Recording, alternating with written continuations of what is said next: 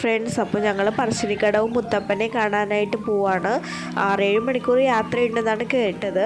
6 മണിക്ക് ഞങ്ങൾ വീട്ടിൽ നിന്ന് ഇറങ്ങി കേട്ടോ. നല്ല മഴയുണ്ടായിരുന്നു അന്ന്. പിന്നെ എൻ്റെ സൗണ്ടിന് ചെറിയൊരു വ്യത്യാസമുണ്ട്. എൻ്റെ മൂക്കൊക്കെ അടഞ്ഞിരിക്കുന്നുണ്ട്. എൻ്റെ ഫാമിലിയിലെ എല്ലാവരും ഉണ്ടായിരുന്നു കേട്ടോ കൂടെ. അമ്മാമ്മയൊക്കെ നല്ല ഉഷാറായിട്ടിരിക്കുന്നുണ്ട്. ഒന്നും കഴിക്കാതെയാണ് ഇറങ്ങിയത്. അതുകൊണ്ട് നല്ല വിശപ്പായി എല്ലാവർക്കും. അപ്പോൾ ഒരു 7:30 ആയപ്പോഴും ഞങ്ങൾ ഫുഡ് കഴിക്കാനിരുന്നു. എല്ലാ സംഭവങ്ങളും കൊണ്ടുപോയിട്ടുണ്ടായിരുന്നു. വെള്ളയപ്പം കടലക്കറിയായിരുന്നു കേട്ടോ ഞങ്ങൾക്ക്. ഫുഡൊക്കെ കഴിച്ച് കഴിഞ്ഞപ്പോൾ എല്ലാവരും നല്ല ഉഷാറായി. കുട്ടികളും നല്ല ഹാപ്പി ആയിരുന്നു. സ്റ്റേ ചെയ്യാൻ വേണ്ടിയിട്ട് മൊത്തത്തിലൊരു വീടായിട്ടാണ് കേട്ടോ എടുത്തത്. 4 ബെഡ്റൂമും കിച്ചണും ബാത്റൂമും ഒക്കെ ആയിട്ട് നല്ലൊരു വീടായിരുന്നു. ഇവിടെ നിന്ന് 2 കിലോമീറ്റർ ഉള്ളൂ മുത്തപ്പൻ ക്ഷേത്രത്തിലേക്ക് എന്നാണ് അവർ പറഞ്ഞത്.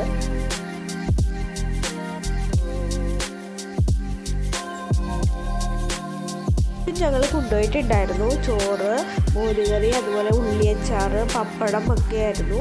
അങ്ങനെ ഞങ്ങൾ ഫുഡൊക്കെ കഴിച്ച് കഴിഞ്ഞപ്പോഴാണ് അപ്പുറത്ത് മാങ്ങ ഒക്കെ നിൽക്കുന്നുണ്ട് അവിടെ.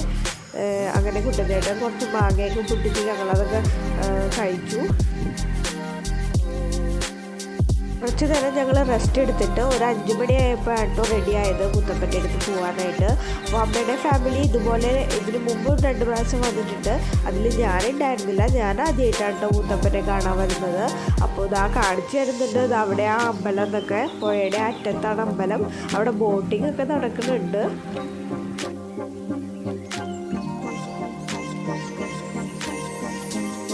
ലേക്ക് പോണ വഴിക്ക് 2 സൈഡിലും നിറയെ കടകളൊക്കെ ഉണ്ട് കേട്ടോ. അപ്പോൾ തനു പറയുന്നുണ്ട് എനിക്ക് അത് വേണം ഇത് വേണം.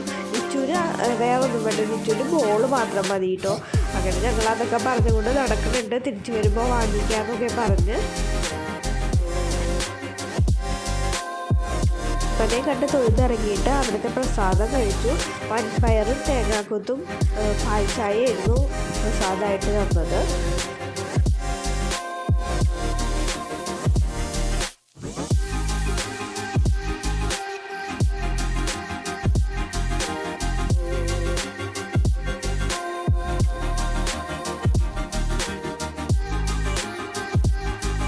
അമ്പലത്തിൻ്റെ ഫ്രണ്ട് വശം തന്നെ പുഴയാണ്. ബോട്ടിങ് നടക്കുന്നുണ്ട്. കുറച്ചൊരു ബോട്ടിങ്ങിനൊക്കെ പോയിട്ടോ. അങ്ങനെ ഞങ്ങൾ അവിടെ കാലൊക്കെ കഴുകി. തനുവാണെങ്കിൽ അവിടെ നിന്ന് കയറുന്നില്ല, അവൾക്ക് നല്ല രസമെന്ന് പറഞ്ഞിട്ട് നിച്ചു ആ പടികളൊക്കെ ഇങ്ങനെ ഇറങ്ങി കളിക്കുന്നുണ്ട്.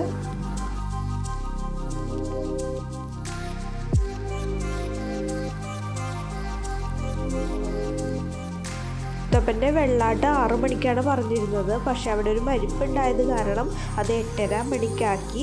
അങ്ങനെ ഞങ്ങൾ ആ അമ്പലത്തിൻ്റെ ഉള്ളിൽ തന്നെ അവിടെ റെസ്റ്റ് ചെയ്തിരുന്നു. ബോട്ടിങ്ങിനൊക്കെ പോയിട്ടുണ്ട്. അവരിതാ ഞങ്ങളെ കൈമുക്കി കാണിക്കുന്നുണ്ട്.